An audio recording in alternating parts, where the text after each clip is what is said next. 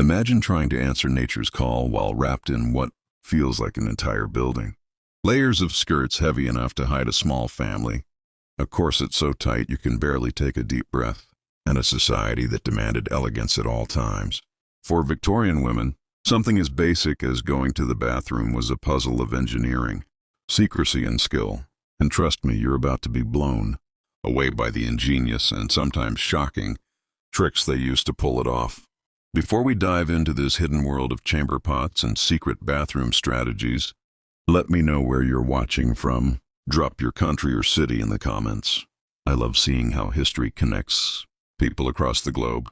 And if you're into discovering history's strangest secrets, hit that subscribe button, because we've got plenty more stories that will change the way you look at the past. Dressing like a fortress. For Victorian women, simply getting dressed was like gearing up for battle. The first layer was a linen shift, a thin base garment meant to protect expensive outer dresses. Next came the corset, so tightly laced it could actually reshape the ribcage. Over that, petticoats, not one, not two, but sometimes up to 7, creating that signature bell shape. But the real star of the show was the crinoline, a cage made of steel hoops. These hoops could stretch out 6 feet wide, turning women into walking monuments of fabric and wire. Moving, sitting, or even fitting through doors required military-level precision. And of course, once you're wearing your own personal piece of architecture, the bathroom situation becomes a serious problem. The chamber pot system. Enter the humble chamber pot. But these weren't just simple bowls. Women's pots were oval-shaped to fit discreetly under the layers of skirts. The best versions had lids not just to control odor, but to signal to household staff whether the pot needed attention.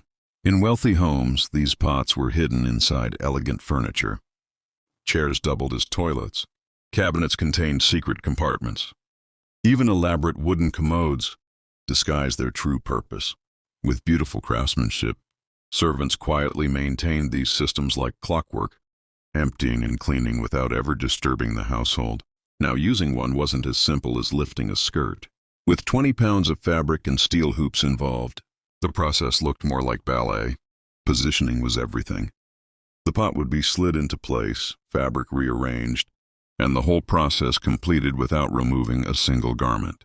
The ballroom challenge. Things got even trickier at parties.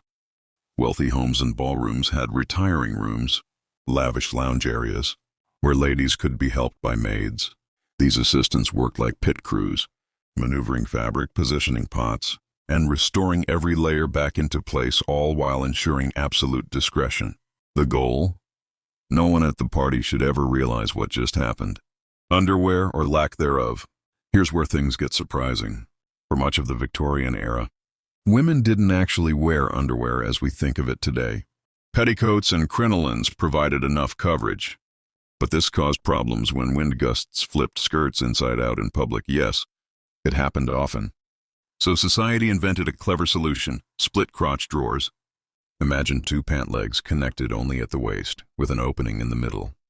This allowed women to handle bathroom needs without removing their clothing, while still offering modesty when skirts betrayed them. Hygiene and menstruation.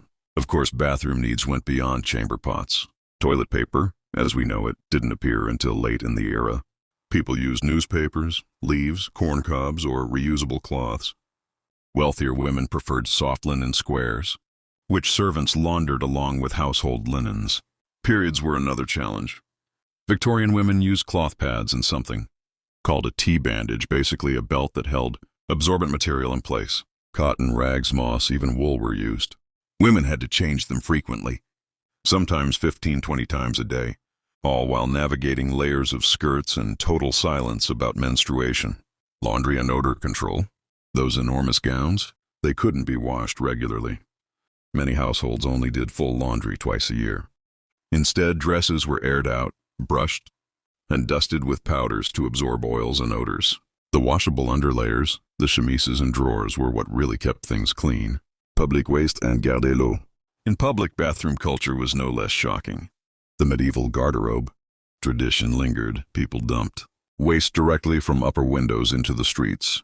The cry, garde-l'eau, French for watch the water, was your only warning to dodge falling waste. And believe it or not, urine wasn't just waste. It was collected for making saltpeter, an essential ingredient in gunpowder. Yes, Victorian bladders helped fuel wars. Social customs and support networks. Privacy, as we know it, simply didn't exist. Families often shared chamber pots. Men at parties casually relieved themselves in gardens. Women, however, operated under a strict code of discretion. They developed coded language, hand signals, and secret support networks with servants and friends to manage bathroom routines in silence. The shift toward change. The sheer inconvenience of all this actually shaped women's lives. Elaborate fashion-limited movement, keeping many wealthy women at home, but also encouraging intellectual and artistic pursuits. Over time, crinolines gave way to bustles and eventually to more practical designs. Bicycles, sports, and World War I finally pushed fashion toward freedom and functionality. So we conclude that, looking back, it's hard not to admire the resilience of Victorian women. They turned one of life's most awkward challenges into a finely choreographed art form. Their determination to maintain elegance under impossible circumstances influenced everything from fashion, design to the development of modern plumbing. So the next time you slip into comfortable clothes and use a modern bathroom, remember you're benefiting from centuries of ingenuity. The women of the Victorian era transformed inconvenience into innovation, leaving behind lessons in creativity, adaptability, and dignity. What did you think of this glimpse into Victorian bathroom culture? Were you as amazed as I was at the strategies these women mastered? Let me know in the comments where you're tuning in from. And don't forget subscribe for more strange, fascinating, and jaw-dropping stories from history. Until next time, stay curious.